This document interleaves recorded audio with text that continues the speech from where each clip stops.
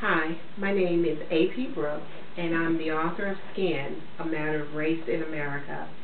Another name my book could be known by is The Examination of the Construction, Makeup, and Nature of a Social Ideal that compels us, forces us to look at skin color as a human distinction, characteristic, and trait. Now, before I delve too deeply into the book Skin, I'd like to talk about the Civil Rights Movement.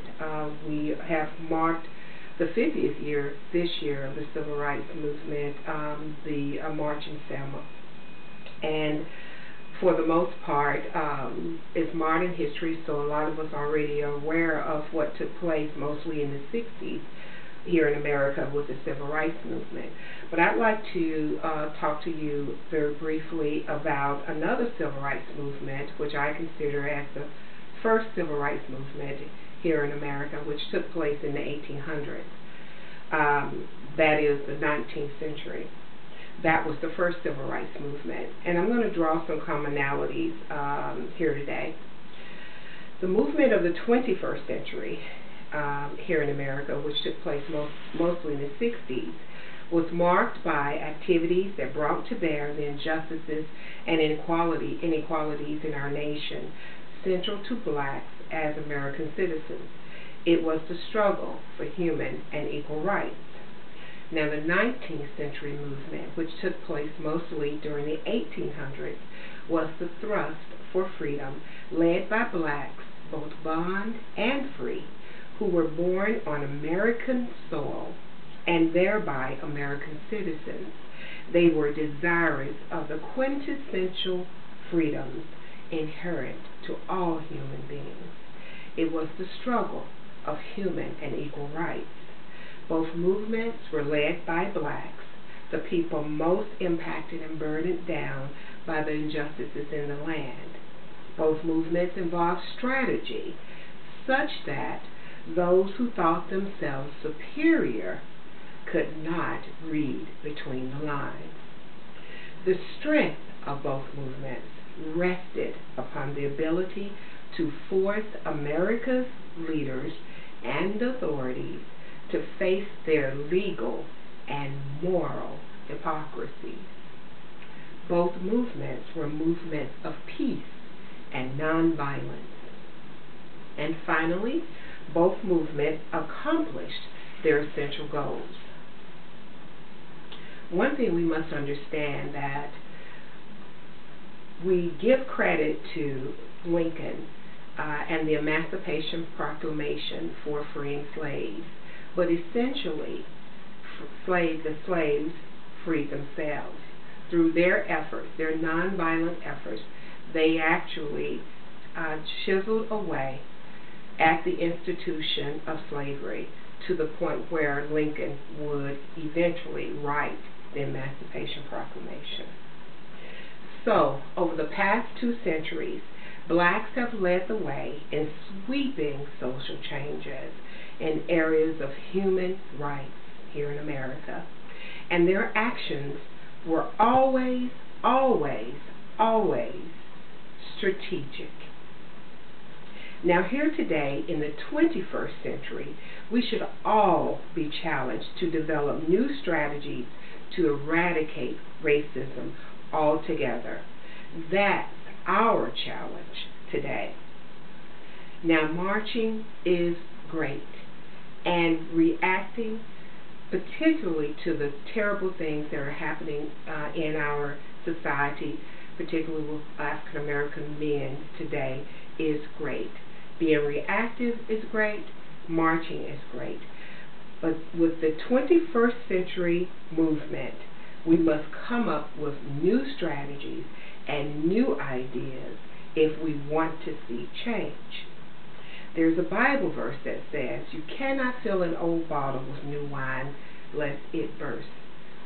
And thus we need new strategy for today. Now, my journey to writing Skin, I did not refer to any modern day scholars because I wanted the information to be as unfiltered as possible. I did all the legwork myself, and it took 9 years of compiling thousands of original documentation and artifacts, and also interviews. Then, after gathering the information, I put together timelines of events, creating parallels between whites and blacks from a historical point of view. I also inserted quotes so that the reader could experience in real time the voices of the people, how they were thinking while living during those events. This entire experience for me was like stringing together a very long strand of pearls. And all of this work resulted in a 200-page book with a 13-page bibliography that chronicles the history of blacks and whites. The journey takes you as far back as Acadian history, ending up at World War II, which was a highly significant period to the subject of race. My thoughts about history is that if you are a black person and the bulk of your knowledge only extends from slavery forward, or if you're a white person and the bulk of your knowledge, historical knowledge, extends from colonialism forward, then you don't know most of your history. And not knowing means that you are susceptible to repeating the same mistakes over and over again. And not knowing makes you vulnerable to not only racism, but other dangerous ways of thinking. Why is history so vital to know? Well, for Christians, for example, the history of Jesus Christ is still relevant even today, 2,000 years later. For Buddhists, Hindus, Muslims, those who believe in these religions, their history is still relevant today as well, thousands of years later.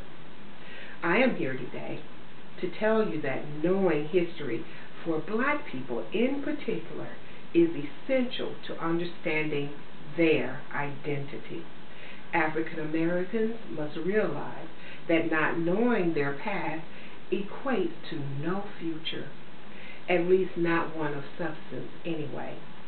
Not knowing the past is like having missing pieces of ourselves. Think of it as trying to piece together a huge picture puzzle, but you only have corner pieces to work with. Well, you cannot see the full picture, can you?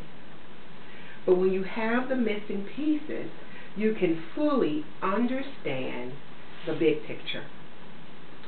So, 2 facts. Number 1, the historical contributions of black people is gravely understated.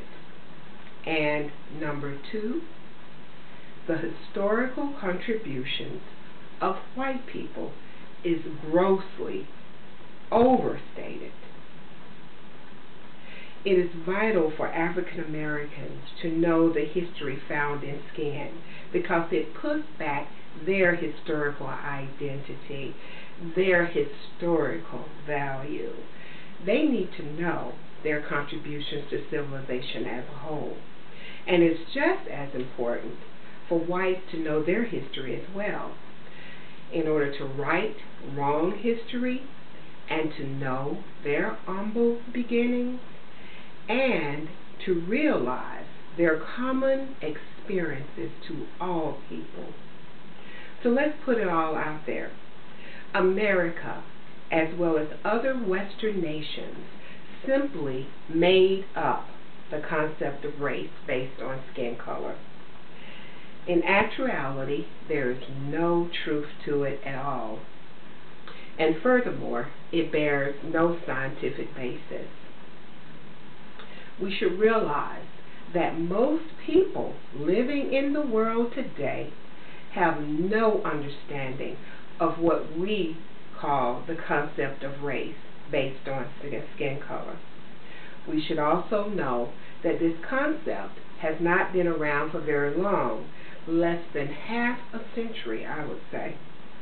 And still, our society, American society, continues to define race based on skin color as a human trait to measure intelligence, perfection in looks, and moral capabilities. The concept of race based on skin color is truly a social disease, and just like any disease, in order to eradicate it, we must begin at the source, the past, the history. Learn the past, learn the history, understand the cure. Thank you.